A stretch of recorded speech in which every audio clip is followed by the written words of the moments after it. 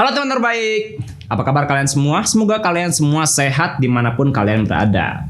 Nah, selamat datang lagi di episode baru, episode yang seru pastinya ya, karena sebelum-sebelumnya juga episodenya seru-seru lah ya kalau dibawain sama Andi Nurgozali. Iya, yang paling asyik katanya, kata orang sih ya, bukan kata saya. Oke. Nah, di episode sekarang juga kita akan membahas jurusan yang seru lagi nih, jurusan yang cukup banyak diminati oleh orang-orang Indonesia dan orang-orang di dunia ini. Apalagi kalau bukan jurusan kedokteran. Nah, kali ini kita udah kedatangan bintang tamu yang spesial banget nih, kayak martabak ya. Yaitu ada Sasti. Tepuk tangan buat Sasti ya. Wes, Sasti. Halo semuanya. Oke, aku boleh perkenalan diri ya? Ya, sok. Perkenalan dulu, nama sama asal sekolah dan tahun lulusnya. Oke, siap. Halo semuanya, kenalin aku nama lengkapnya Filza dari Sasti Maderina. Biasa dikenalnya Sasti. Biasa kalau teman-teman RBD manggilnya Sasti sih. Oke. Nah, aku dari dulu SMA Taruna Bakti di Bandung dan lulusnya 2019. 2019. Still young ya. Amin. Amin. Walaupun sedikit lagi sudah mau keluar gitu ya dari Jatinangor. Oh, sudah mau beres ya kuliahnya. Aku lupa. Aku mau mendetailkan kalau aku berasal dari kedokteran gigi Unpad. Kedokteran gigi Unpad. Wow, keren. Halo teman-teman kedokteran gigi Unpad. Ini temannya lagi diwawancara dulu ya. Alhamdulillah ya ada yang nawarin gitu kan. Oke. Tadi kamu sempat nyinggung kamu itu les di RBD. Iya. Apa Mau tuh tahu RBD? RBD Rumah Belajar Daniel. Belajar Daniel. Okay. Masa nggak tahu sih, ini udah terkenal loh. Bahkan temen aku aja, fun fact ya, temen aku aja yang anak FKG yang bukan orang Bandung tahu Rumah Belajar Daniel. Wes, berarti sudah terkenal itu ya Rumah Belajar Daniel ini. Iya. Oke, terus kamu di RBD itu dari tahun berapa sampai tahun berapa tuh? Kalau dari tahun aku lupa, pokoknya aku dari dari SMP kelas 8 sampai SMA 3 tahun full Daniel. Jadi 5 tahun ya. 5 tahunan. Wow, 5 tahun lama banget tuh ya. Lumayan betah ya? sih. Betah banget dong. Oke. Dulu kamu SMP di mana tuh? SMP aku di SMP Negeri 7 Bandung. SMP Negeri 7. Dekat sama RBD atau gimana tuh? Dekat-dekat, masih daerah sekitaran sini ya. Oh, gitu. Jadi kayak makanya mungkin milih RBD juga karena dekat sekolah juga salah satu alasannya. Karena banyak teman juga gak? Iya. Oh, yang di situ apalagi ya? Tarbak kan anak-anaknya tuh saking banyak ya, suka disatuin gitu kelasnya. Oh iya, emang sih kadang-kadang aku juga ngelihat di absen ya, kalau misalkan ngajar, aku kan guru geografi ya. Jadi suka ngelihat absen anak-anak tuh tarbak. Rajin gitu ya anak-anaknya. Emang rajin untuk les di RBD. Nah terus mungkin kita bisa beralih ke cerita tentang perjalanan Sasti nih menuju kedokteran Unpad. Ya. Awalnya kan kedokteran umum dulu ya? Enggak, kalau di Unpad itu kebetulan kedokteran giginya tuh fakultasnya terpisah sendiri. Mungkin ada beberapa univ yang kedokteran giginya di satu fakultas kedokteran, tapi kalau untuk di Unpad kita misah, jadi fakultas kedokteran gigi gitu. Oh, emang dari awal udah FKG berarti ya? Oke. Nah itu tuh keinginan kamu untuk masuk kedokteran itu sejak kapan tuh? Nah sebenarnya berawal dari SMA kali ya. SMA mungkin belum tahu mau apa persisnya. Terus kelas 10 itu emang dari awal kayak bimbel gak ya, masih galau gitu. Kayak capek kan habis SMP tuh full 2 tahun bimbel, kayak bimbel gak ya. Terus ada satu momen pas masuk SMA agak kaget, nilainya langsung jeblok gitu loh. Kayak apalagi fisika, kan pertama kali tuh anak SMA baru masuk fisika, nilainya jeblok cuma 20, bayangin. 20. Tapi fisika 20 kayaknya. Masih oke. Masih oke. Tapi menurut aku itu waktu itu jelek ya. Terus kayak kayaknya harus perlu tambahan lagi deh. Terus juga waktu itu mikirnya aku kan swasta nih, kayaknya aku pengen ngejar banget SBMPTN justru. Maksudnya karena Karena hopeless SBMPTN. Iya, hopeless jujur, karena kan image yang keterima SNMPTN biasanya SMA negeri favorit kan. Oh betul, ya betul kan? kalau itu. Nah jadi kayak pas udah masuk swasta nih, walaupun swasta aku juga sekolahnya bagus. Cuman memang dari guru-gurunya juga kayak udah dari awal kita masuk sekolah kayak ayo kalian berusahanya SBMPTN ya, saya jangan terlalu mengharapkan SNMPTN gitu karena kan emang kuota swasta nggak begitu besar gitu. Terus kayak udah akhirnya aku kembali lagi ke RBD ya setelah 2 tahun selama SMP. Terus kayak ya udah intinya aku tuh orangnya dulu selama SMA mungkin dari rutinitasnya dulu biasanya kebetulan di SMA aku tuh suka ada tambahan kelas lagi gitu, dan itu kayak tambahan les lagi gitu lah, jadi gurunya yang ngajar. Nah terus biasanya abis itu baru aku pulang ke Daniel, belajar di Daniel, kadang ngerjain tugas sekolah gitu. Karena aku tahu nih kapasitas aku itu nggak cepat paham gitu ya. Cepat paham, maksudnya aku tahu kalau aku ntar ikut SBMPTN terus cuma mengandalkan nanti intensif, aku kayak merasa nggak sanggup aja gitu. Jadi makanya pas di ke-10 apapun baru masuk bab materi baru, pastinya aku kayak harus ngerti banget, definisi banget, sampai kadang aku suka nanya ke guru Daniel gitu, Pak, Bu, ada yang ini gak sih soal yang aneh lagi gitu. Soal yang aneh itu gimana? Iya, soal yang aneh maksudnya kayak misalnya aku udah ngerjain tugas nih, terus kayak udah ngerti. Nah kadang aku suka minta tambahan pertanyaan gitu dari guru RBD-nya kayak Pak, ada nggak sih yang materi ini tapi soalnya aneh gitu selain yang udah aku kerjain kayak gitu. Soalnya tuh kayaknya ini kali ya, soal-soal hots gitu ya, yang bisa susah gitu. Biasanya pertanyaannya emang tidak umum gitu ya. Bener. Terus terus kayak ya udah rutinitas aku kayak gitu. Tiap hari aku pasti ke Daniel, soalnya aku ngejar tutorialnya kan. Karena kebetulan juga di SMA aku tugasnya lumayan banyak. Jadi kayak ya udah, aku mungkin gak terlalu rajin ngisi buku Daniel sejujurnya, gak begitu rajin, tapi aku biasanya pakai tutor untuk ngerjain tugas-tugas aku atau gak kalau mau ujian kayak gitu. Nah terus biasanya aku sampai maghrib pasti, sampai bel orang udah kelar, udah sepi, aku suka masih ada di Daniel gitu kayak. Wow, ngebersihin Daniel. Iya, kayaknya semua orang udah kenalin gitu sampai OB-nya juga kayak. Belajar dong ya, belajar. Terus kayak udah baru abis itu, biasanya waktu itu aku masih aktif nari. Jadi biasanya abis dari Daniel maghrib, aku biasanya latihan nari, terus baru nyampe rumah sekitar jam 9. Terus kayak ya udah langsung istirahat. Terus kalau misalkan mau ulangan, biasanya bangun tuh jam fajar ya, kayak jam 3 kayak gitu sih. Lumayan padat ya sebenarnya. Padat ya kegiatannya. Nah terus nemuin akhirnya kedokteran aja deh gitu. Itu di titik yang mana gitu? Aku tuh awalnya sempet awal SMA tuh aku pokoknya pengen masuk PTN awalnya, kayak intinya penting PTN gitu. Tapi entah jurusannya apa masih bingung. Terus ada satu momen tuh waktu itu RBD ngasih fasilitas buat ngecek itu loh, kayak tes minat bakat gitu. Oh iya, benar-benar ada tes minat bakat. Ini beneran ya guys. Nggak promosi tapi emang waktu itu emang ada fasilitas emang itu. Ada, benar. Terus kayak aku ikutan, terus kayak ternyata pas ikutan tuh ada kayak listnya kan. Kira-kira profesi apa nih yang cocok buat aku gitu. Terus ternyata dilihat dari 5 besarnya itu kan dimasukin 10 macam gitu. Terus 5 besar itu di bidang kesehatan, ada dari kedokteran, terus juga listnya kalau salah apa ya, kayak kedokteran hewan, perawat, pokoknya semuanya 5 besar itu kesehatan kayak gitu. Terus kayak awalnya juga masih kayak udah deh kedokteran aja gitu.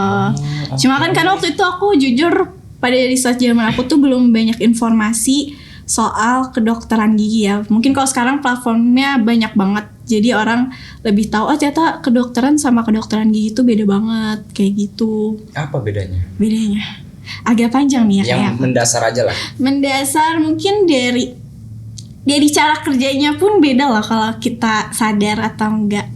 Jadi kayak mungkin kalau pas kita udah jadi dokter kan kita lebih banyaknya mendiagnosis dan belum tentu kita yang langsung ngerjain pasiennya gitu ya. Kalau di kedokteran gigi tuh bener-bener diagnosisnya ini langsung kita lakukan perawatan, penanganan, dan itu kan langsung sama dokternya gitu kan yang meriksa. Nah jadi lebih praktisi aja sih, mungkin itu yang membedakan kayak gitu sih. Yang paling kelihatan mungkin dari orang-orang awam itu biasanya yang paling kerasa gitu. Oh gitu. Oke. Jadi pada dasarnya kamu pengen kedokteran ini karena ada fasilitas dari RBD sedikitnya. Betul, itu yang mempengaruhi. Kalau dari orang tua mungkin nyuruh gitu. Kalau orang tua sih alhamdulillah nggak nyuruh sih, kayak apa aja yang penting suka. Dibebasin. Gitu, ya.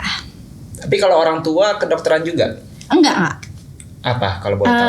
Kalau papa lulusan ITB, kalau mama ibu rumah tangga aja sih. ITB jurusan? Geologi. Geologi ITB ya guys. Itu juga menantang sih. Ya lumayan. Fisikanya kuat juga tuh geologi ITB.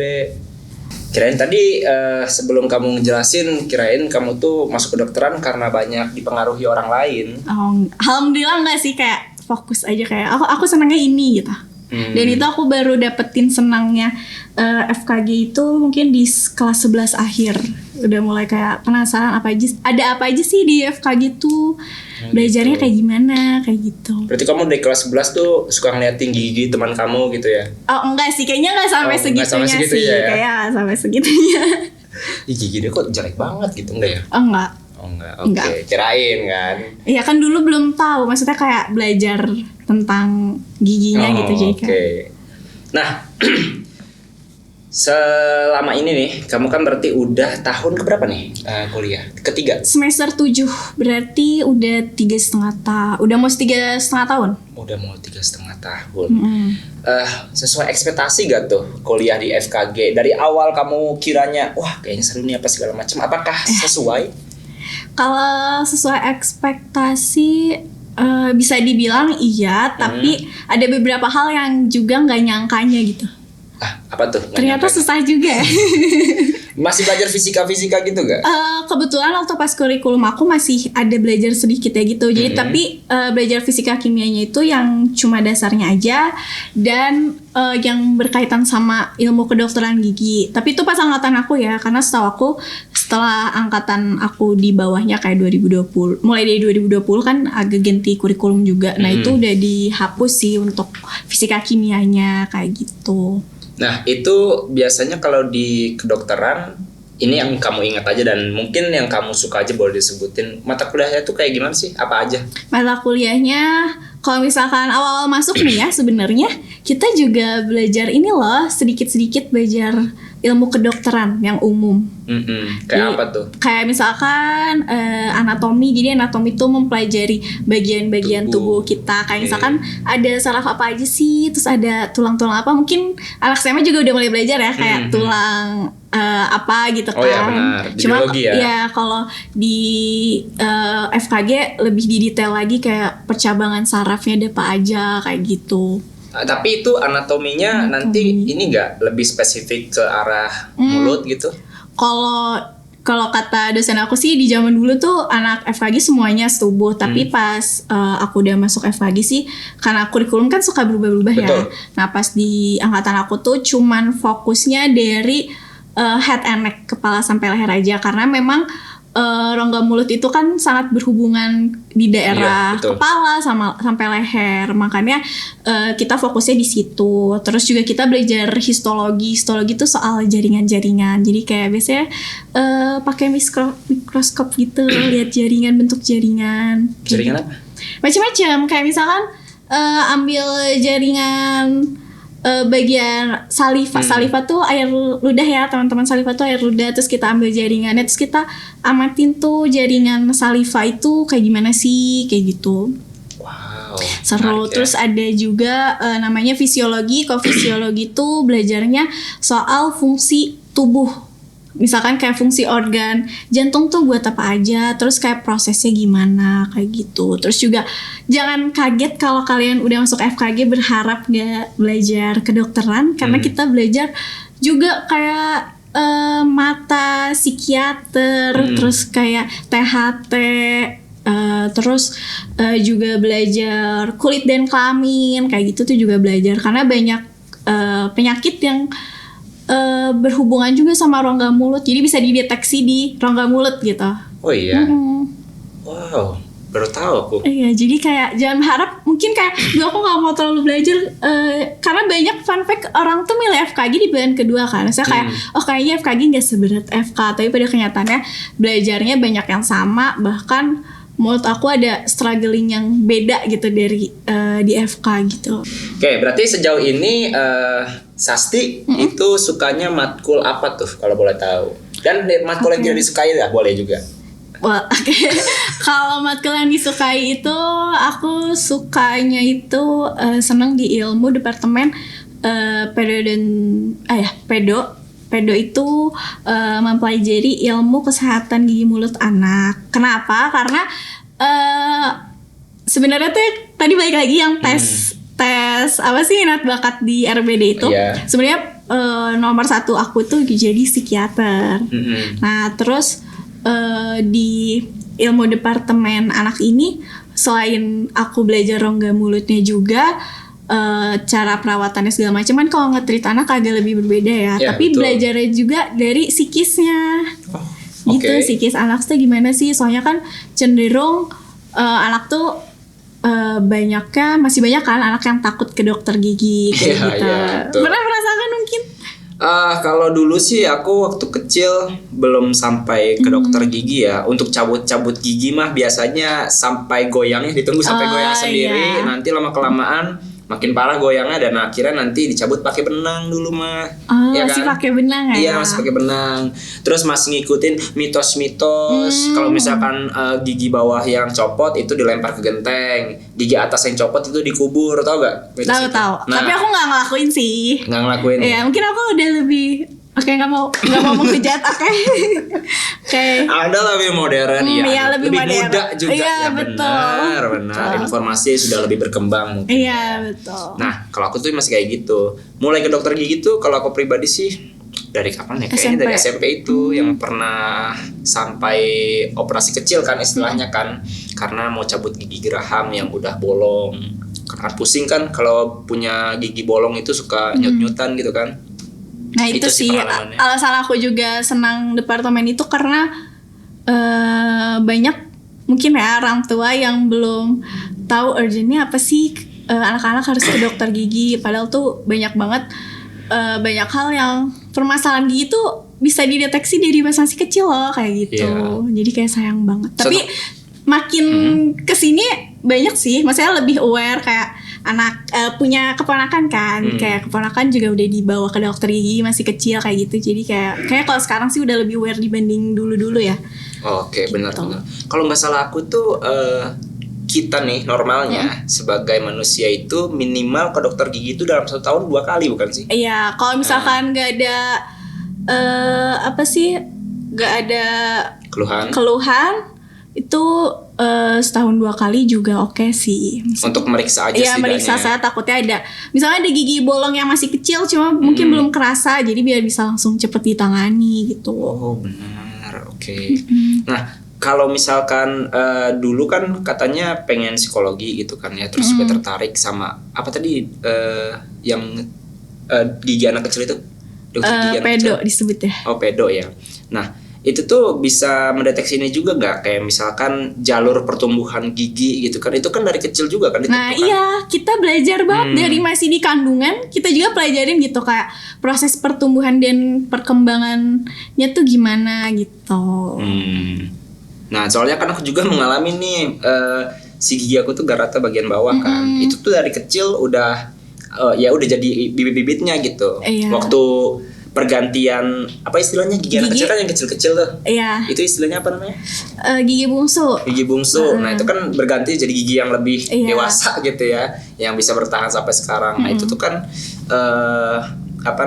pertumbuhannya kadang ada orang yang bagus rapih gitu kan sejajar aja sama gusinya ada yang tumbuhnya di belakang gitu kan kayak gak sabaran lah gitu nunggu gigi yang sebelumnya rontok nah itu juga dipelajari tuh dipelajarin semuanya pokoknya dipelajarin penyebabnya gitu. Iya terus kayak faktor-faktornya tuh apa karena kan disebabinnya nggak satu faktor aja biasanya gitu jadi harus dianalisis gara-gara apa sih kayak gitu kalau misalkan itu udah dianalisis bisa dicegah tuh bisa makanya dari kecil diusahakan untuk dicoba ke dokter gigi jadi biar kelihatan kayak pertumbuhan giginya tuh aman atau enggak. Soalnya kan juga ada nih beberapa kasus yang ternyata dia nggak punya ada calon giginya gitu. Calon gigi? Iya, maksudnya nggak ada calon gigi permanennya. Penggantinya. Iya, ada. Jadi ompong dong. Ya makanya kan bisa dideteksi dari kecil. Jadi kayak kalau misalnya memang ternyata nggak ada bibitnya, bisa dicegah penggunaan implan atau misalkan apa perawatan lainnya, misalnya pakai harus gigi tiruan kayak gitu. Oh, solusinya gitu. Tadi aku pikir sepersekian detik, kayaknya bisa dipakai obat apa gitu yang bisa menstimulus pertumbuhan gigi barunya. Enggak juga. Kalau biasanya kalau udah mungkin kalau misalkan masih di dalam kandungan bisa kali ya. Cuma kalau udah ini susah sih, biasanya emang itu kan dari sananya gitu loh. Maksudnya nggak bisa tiba-tiba muncul gitu. Nggak bisa sih gitu. Oke. Nah, kalau FKG sendiri itu perkuliahannya, prosesnya lah gitu. Apakah selama kayak kedokteran biasa atau beda? Oke, sebenarnya kalau diringkasin sebenarnya nggak jauh beda. Maksudnya kayak biasanya sekitar 4 tahun itu sarjana S1 biasanya dapat gelarnya sarjana kedokteran gigi. Terus kalau mau dilanjut ke profesi buat dapat gelar DRG nanti lanjut di koas gitu. Koasnya sekitar 2 tahun kalau tepat waktu gitu. Kalau tepat waktu. Kalau tepat waktu, soalnya kan kalau FKG tuh sistemnya sampai saat ini tuh kita kan harus nyari pasien ya guys. Kalau misalnya kita nggak dapet pasien agak bisa terlambat juga lulusnya. Gitu kalau di koas. Yang nyari-nyari ada gak nih teman kamu yang mau dibenerin giginya? Iya, makanya kalau misalnya temennya ada yang minta kayak gitu mohon dibantu ya. Kayak kasihan biar cepet lulus gitu. Iya, yang misalkan mau masang behel, bersihin karang gigi. Jadi itu tuh apa ya, kelulusan kalian cepat atau enggaknya itu ditentukan oleh berapa pasien jadi yang kayak, ditangani.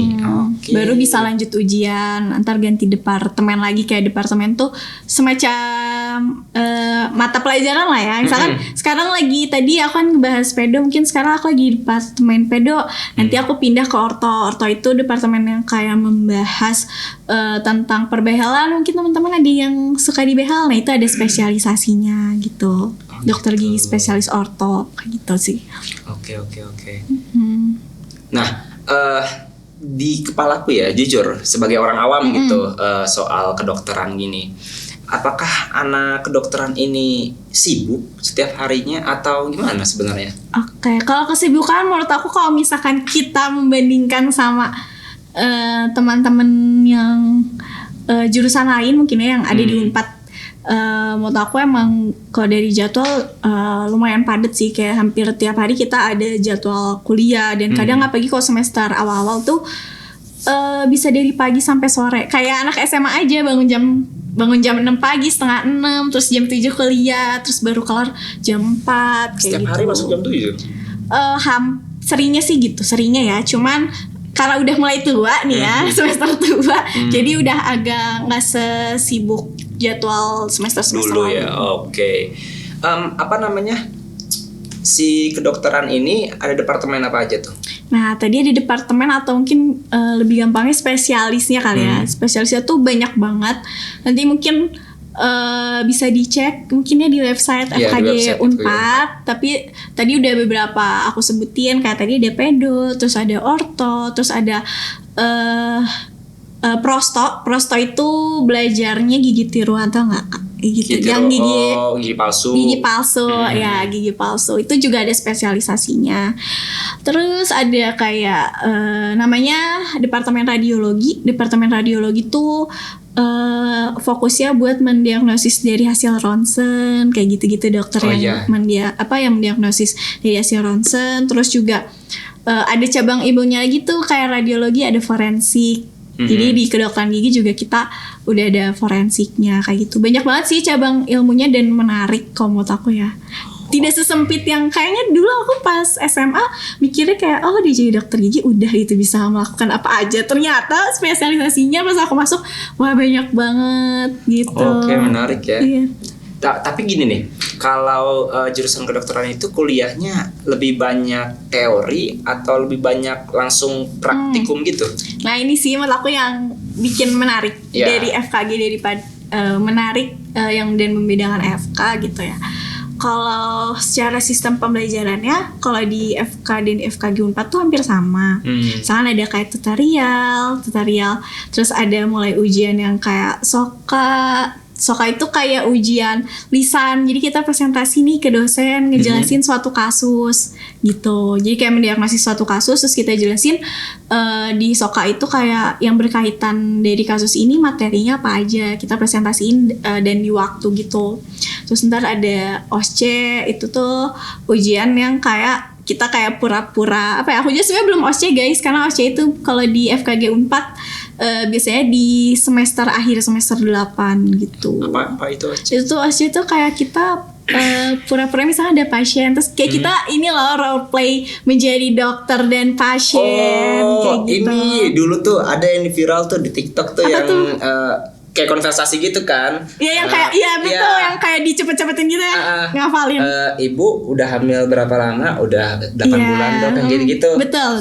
Itu OSCE namanya. Itu namanya ujian OSCE. Nah, terus juga ada ujian CBT yang teorinya pakai pilihan ganda kayak gitu. Terus pagi ya. Yang membedakannya itu menurut aku signifikannya di pekerjaan praktikumnya sih. Kayak kalau di FKG itu praktikumnya kan benar-benar kita kan balik lagi ya, kita tuh orang praktisi ya, praktisi. Jadi harus bisa mau nggak mau harus bisa ngerjain pasien. Kalau misalkan dokter gigi nggak bisa ngerjain pasien, kayak nanti nggak ada pasien gitu kan? Oh iya, ya kan? betul. Jadi kayak kita banyak latihan skills. Misalkan belajar cara nambel tuh gimana sih yang benar. Nambel gigi dong. Nambel gigi ya dong. Bukan ban dong. Iya, bukan ban. Nanti jadi tukang ban. Iya. Terus kayaknya lebih enak ini ya. Bukan mengerjain pasien. Soalnya kalau ngerjain pasien kasihan pasiennya dong. Oh iya, maksudnya pasien. Melakukan perawatan secara langsung. Mohon maaf ya. Iya, nanti kalau misalkan ada pasien datang, "Dok, saya mau nanya." "Kamu nanya?" Masa dokternya gitu? Iya kan? Terus kayak apa ya? Oke. Selain itu praktikumnya menurut aku, kalau kalian orang yang seneng detail, maksudnya kayak dan sedikit art gitu. Nah, teman-teman aku tuh banyak banget yang anaknya tuh seneng art tapi pengen kesehatan, ngambil tuh FKG gitu.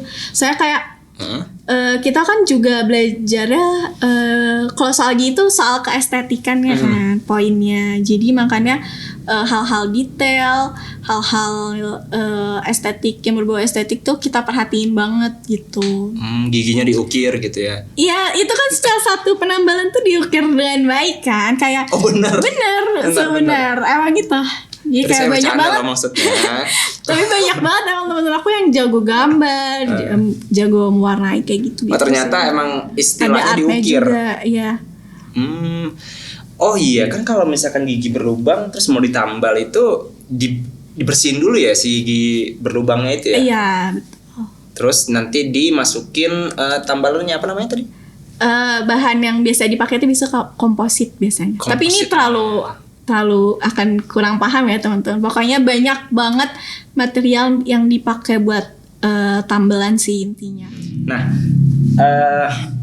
tadi kita udah ngomongin mata kuliah kesukaannya. Mata kuliah yang tidak disukai apa tuh? Yang tidak suka mungkin bukan nggak suka tapi kayaknya kurang passion gitu ya. Iya, mungkin karena susah mata kuliahnya. Aku paling nggak bisa orto. Orto tuh yang soal behel. Kenapa tuh? Karena di praktikumnya itu kan kita tuh benar-benar dia satu sampai belajar cara membengkokkan kawat. Membengkokkan kawat. Kawat ini yang di gigi. Kawat di behel.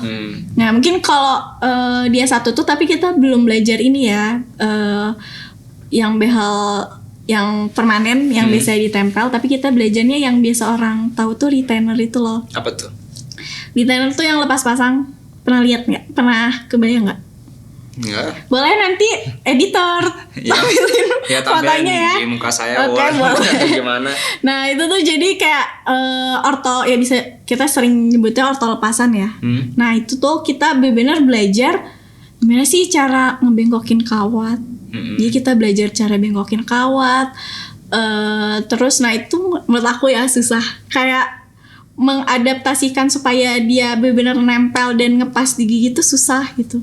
Oh gitu. Aku struggle-nya di departemen itu sih aku ngerasa. Oh jadi itu tuh harus praktikum secara langsung ya? Kamu Iya, jadi kita pasangin ya? benar di S1 tuh belajar dari awal banget. Kayak misalnya tadi aku kan bilang kita juga membahas soal gigi tiruan yang gigi palsu. Nah Iya. itu aku belajar benar-benar dari nol, dari proses pembuatan nol.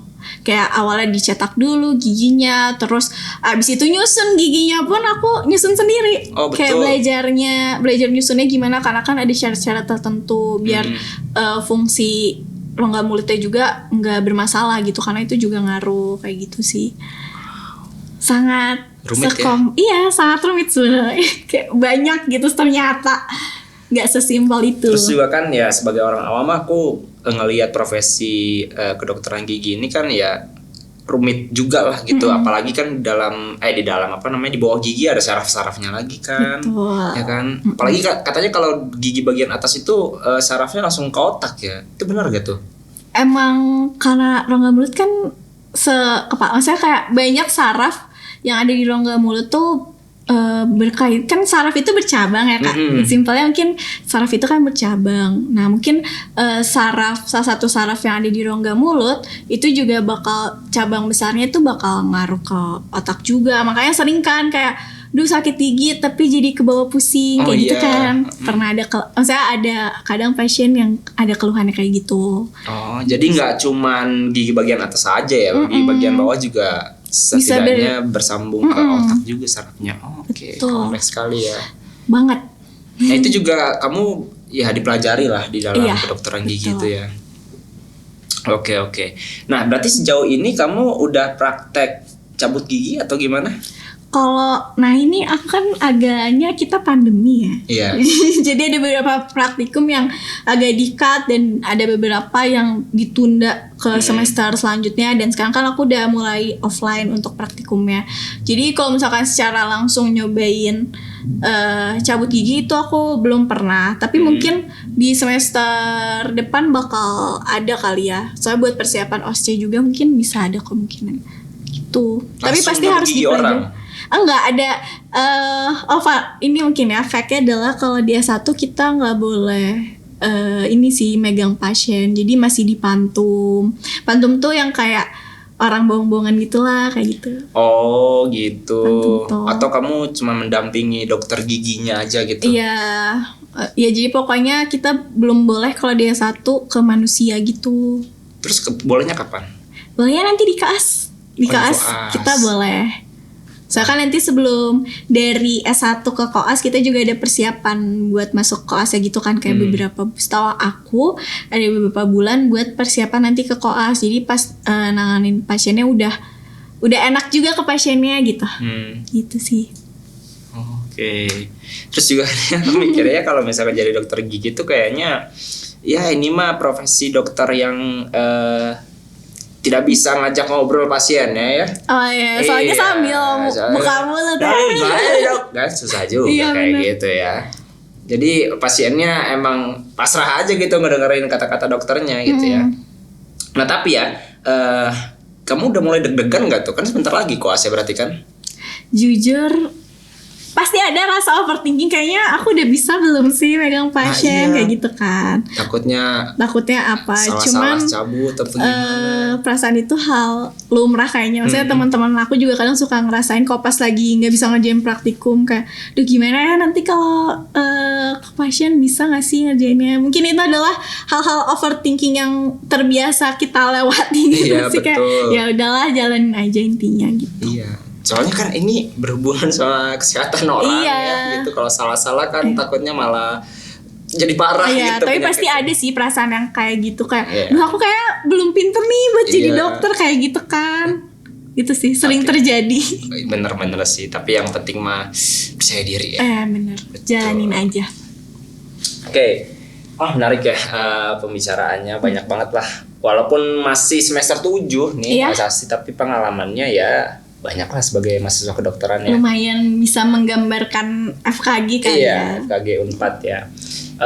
Bisa aja beda-beda ya di setiap kampus apa namanya tuh tata cara perkuliahannya ataupun peraturan-peraturannya tuh bisa aja beda-beda tiap kampusnya. Betul. Oke, nah sama ini nih, paling prospek kerja dari kedokteran ini sebenarnya ada gak sih selain kedokteran? Istilahnya ada gak dari lulusan kamu nih FK atau FKG yang murtad gitu dari kedokteran? Ternyata setelah aku lama di FKG banyak banget. Oh iya. Enggak banyak banget juga sih, cuma emang dominannya pasti akan lulusannya berusaha mau jadi DRG kan, dokter gigi gitu. Tapi banyak kok kayak misalkan salah satu dosen aku dia lulusan SKG gitu ya. Maksudnya S1 tadi sarjana kedokteran gigi. Oh ya. Jadi S1-nya kedokteran gigi, terus nggak melanjutkan profesi tapi ngambil S2 yang lain, terus sekarang jadi dosen di FKG Unpad. Terus ada juga kemarin aku di apa sih kayak dosen aku ngasih pembicara gitu, salah satu lulusan Unpad juga, dokter gigi juga lulusan Unpad, bahkan udah spesialis prosto kalau nggak salah, tapi beliau juga direktur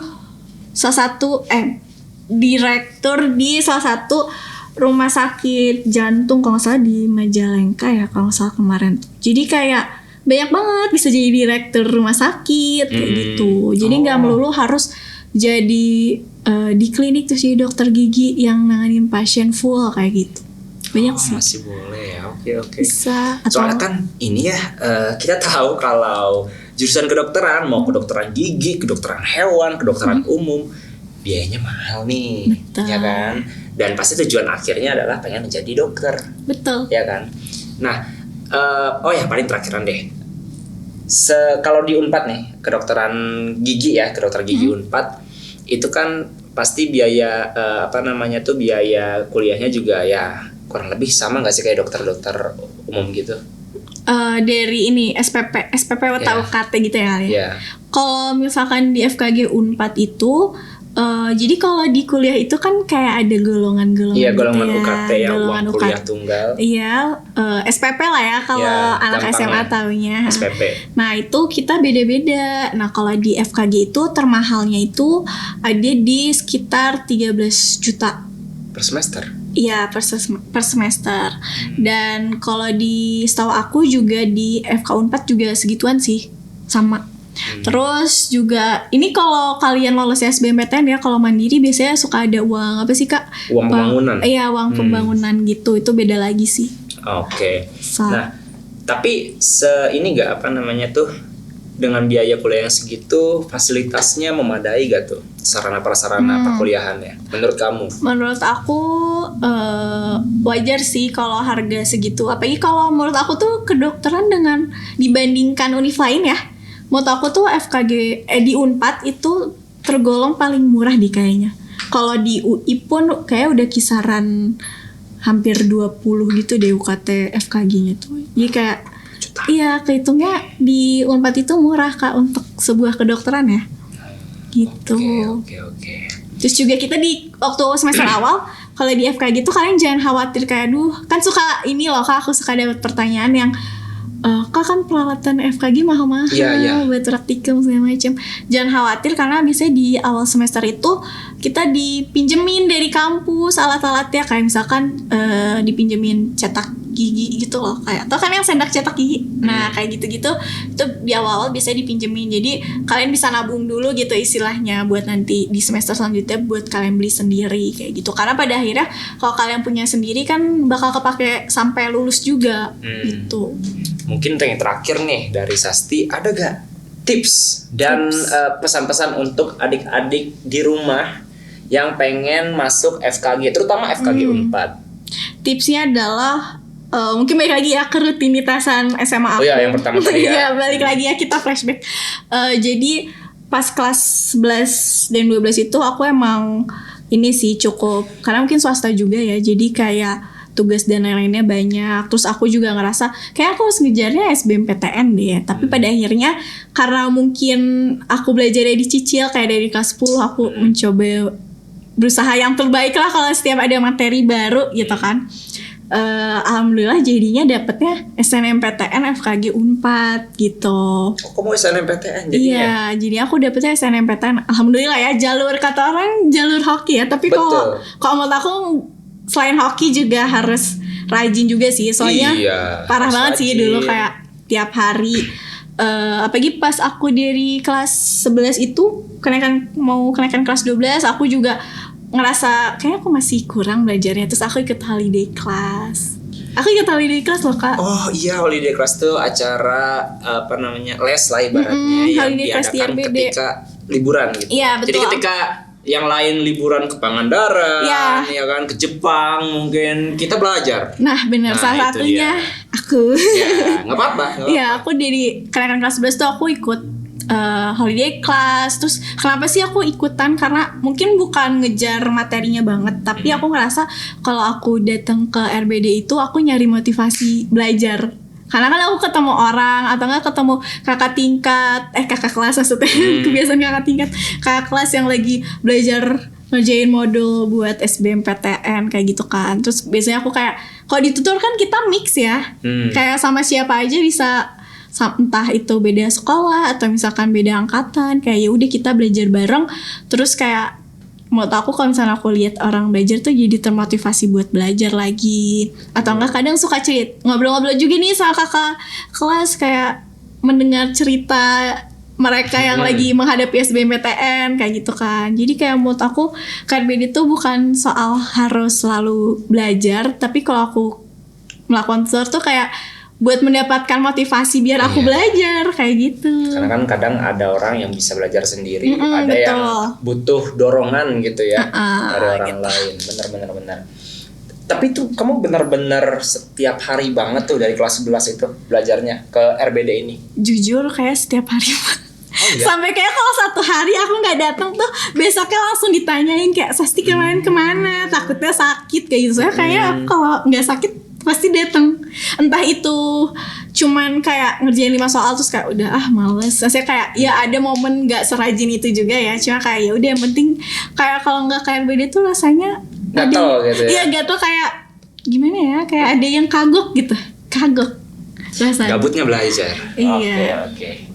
Itu salah satu kunci ya. Iya kalau aku bisa mendapatkan. soalnya pun anaknya butuh motivasi gitu. Terus kayak ya udah sih kan kalau pulang RBD udah malam. Kadang aku apalagi pas kelas 12 aku nambah privat lagi. Privatnya juga di RBD. Wow. Emang setia banget kan? Kamu setia mau wadah warohmah lah sama RBD pokoknya. Iya. Terus kayak ya udah aku privat lagi baru kelar jam 9. Oke. Tuh. Wow. Jadi pada intinya kalau aku simpulin ya harus belajar ekstra lah untuk masuk ke kedokteran ini. Apalagi ini jalur undangan ya. Iya.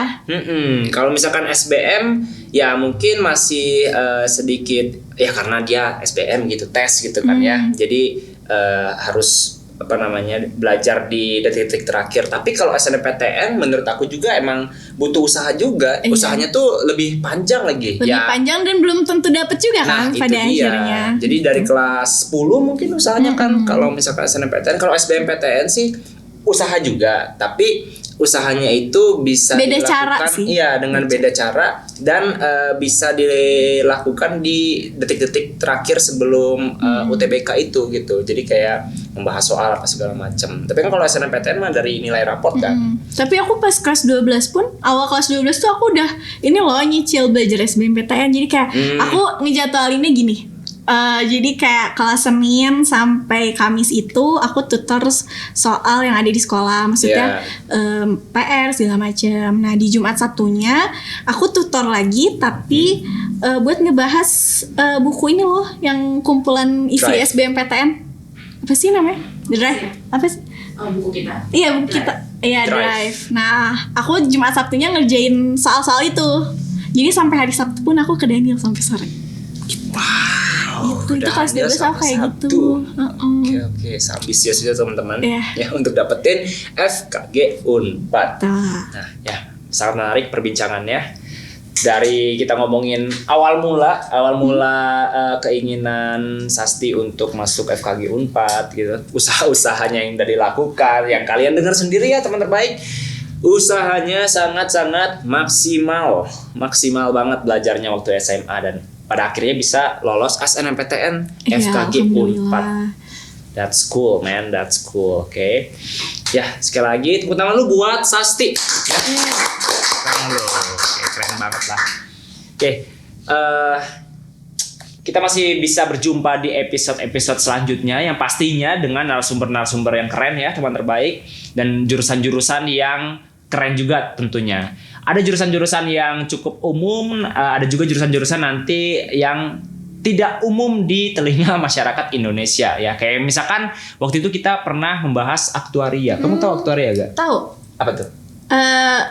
Kayak mirip statistik tapi agak beda gitu sih. Nah, betul. Jadi soalnya aku punya temen juga di aktuaria. Iya. Ya, kebetulan memang waktu itu aktuaria Unpad juga.